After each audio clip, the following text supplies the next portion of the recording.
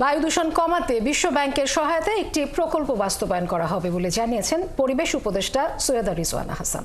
এই প্রকল্পের অধীনে রাজধানী সহ দেশের বিভিন্ন শহরের যানজট কমানোর উদ্যোগ সহ পরিবেশ রক্ষায় নানামুখী উদ্যোগ নেওয়া হবে। দূষণ কমাতে 5 থেকে 10 বছর আগের কার্যকরী উদ্যোগ নিলে দেশের অবস্থা অতটা খারাপ হতো না বলেও মন্তব্য করেন এই উপদেষ্টা। আরও জানাচ্ছেন শাহিদুজ্জামান সাকিব।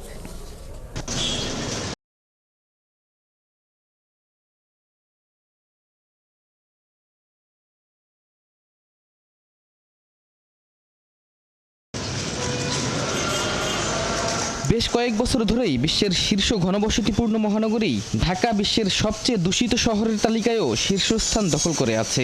রাজধানীর বাতাসের মান খুব অস্বাস্থ্যকর অবস্থায় থাকে বছর জুড়েই। দূষিত বায়ুর কারণে জীবনমান অবনতির পাশাপাশি কমছে মানুষের গড়ায়ু, আক্রান্ত হচ্ছে ঘাতক সব ব্যাধিতেও। এবার দূষণ রোধে বিশ্বব্যাংকের সহায়তায় একটি প্রকল্প হাতে নিয়েছে অন্তর্বর্তী সরকার। বুধবার দুপুরে আগারগাঁওয়ের পরিবেশ অধিদপ্তরে stakeholder consultation workshop on Bangladesh clean air project শীর্ষক এক কর্মশালায় অংশ নিয়ে এ তথ্য জানান পরিবেশ, বন ও জলবায়ু পরিবর্তন উপদেষ্টা সৈয়দা রিজওয়ানা হাসান।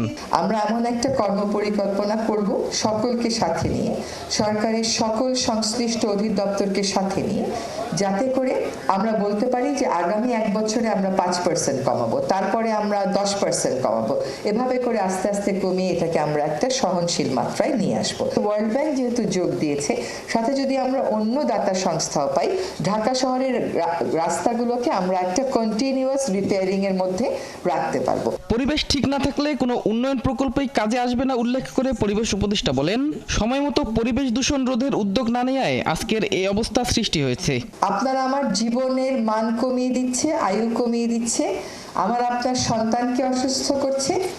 আপনি মনে করেন ওই 5 বছর থেকে 8 বছর যে আয়ু কমে ওটা পাশের বাসার খালাম মায়ের, তা না, ওটা আসলে আপনার মায়ের। দেশে পরিবেশটাকে রাখতেই হবে। যদি পরিবেশটাকে না রেখে আর সব কিছু করেন, তাহলে ওই যে আয়ু কমবে আর এত করে লোক মারা যাবে। সরকারের হাতে নেওয়া প্রকল্পের ফল নগরবাসী আগামী 1 বছরের মধ্যে পাবে বলেও আশ্বস্ত করেছে সৈয়দা রিজওয়ানা হাসান। আমরা ঢাকার যত রোড ডিভাইডার আছে, যেগুলোর মধ্যে একটা গাছের পরে আরেকটা গাছ অনেক দূরে, মাঝখানে কোনো সবুজ নাই। শাহিদুজ্জামান সাকিব, 71, ঢাকা। দেখবেন